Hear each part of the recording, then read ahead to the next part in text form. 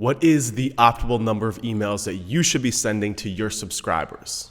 We now have some insight into that answer because a study conducted by GetResponse, a major email marketing platform, looked at all their customer data and analyzed the engagement rates based on how many emails were sent from that account.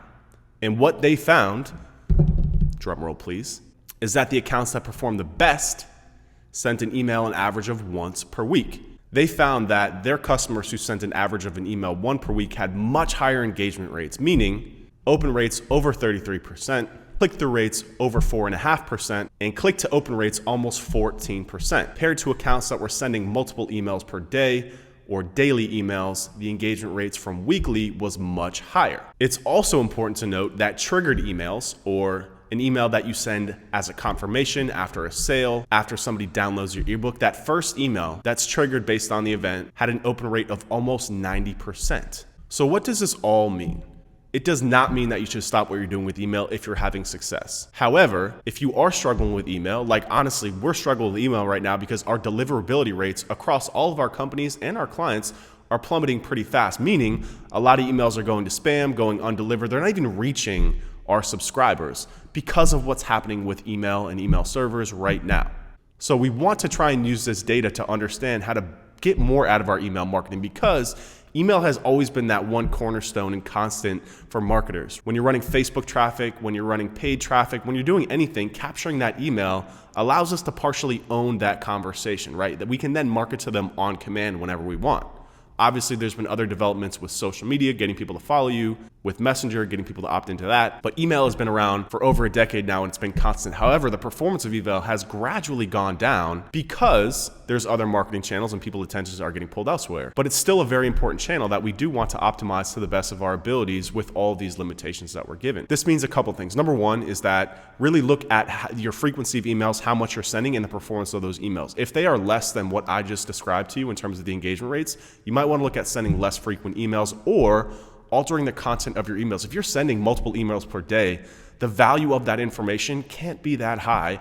And there's probably a lot of sales messages in there too. We want to try and remember that email is not just a sales platform. Just because someone gave you their email doesn't necessarily mean that they want to be sold to all the time. They could have given it to you for an ebook. They could have given it to you for a one-time discount. So we don't want to just be blasting them with our updates because we don't necessarily have permission to do that. So something else that you want to make sure that you're doing within your email platform is making sure that you're using multiple lists and tags to know where that contact came from. Again, what we're seeing a lot of issues with our deliverability is that our general list performance that we send out about twice per month has gone down significantly. Open rates are down, deliverability is down. And I know it's down because we're getting a lot of emails from people on our list saying, hey, I really love your updates, but it's going to spam. You might want to look into that. And that, again, is because our list has grown to over 50,000 subscribers, but we're getting them from all corners of the web. And when we send out a blast to all those people, the email server knows that these people probably didn't opt into it, so the performance of our list has gone down. So what we've done to mitigate that is really focused on building hyper-specific lists and tracking where that email came from and only marketing to those people based on what they opted in for. And we're not sending general blasts anymore unless we've gotten their permission to do so. So we get their permission to do so by using automation flows.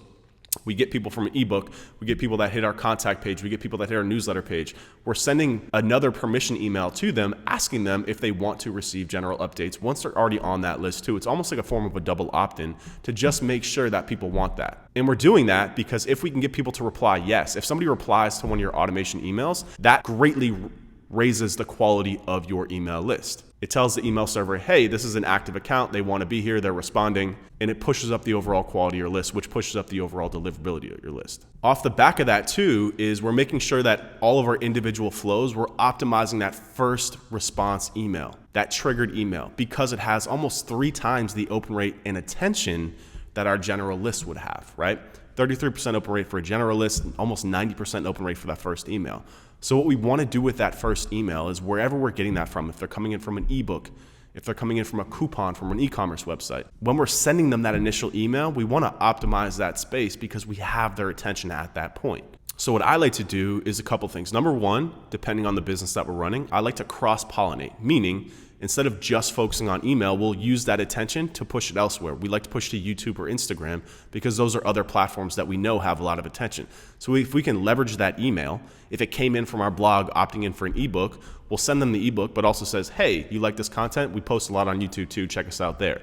So we're getting the most out of that contact by pushing it to other channels. This is really important, especially for those of you who have built a big email list or a big Instagram subscriber list. You want to make sure that you're pushing that attention across channels. So when these channels dip, like email's doing, like Instagram will do soon, that you're pushing that attention to other platforms so you're mitigating against that risk. Another thing that we'll do is we'll use that initial trigger email to upsell our services. So they come in for an ebook, we'll also offer them a consult or a discount on the product that we're selling. We want to maximize that attention to push them down the sales funnel to drive them to purchase or to cross-pollinate and push them up to the top of the funnel somewhere else. So points being here, guys, is email is still an incredibly powerful platform, but we have to understand where it's going and how to get the most out of the efforts that we're doing there.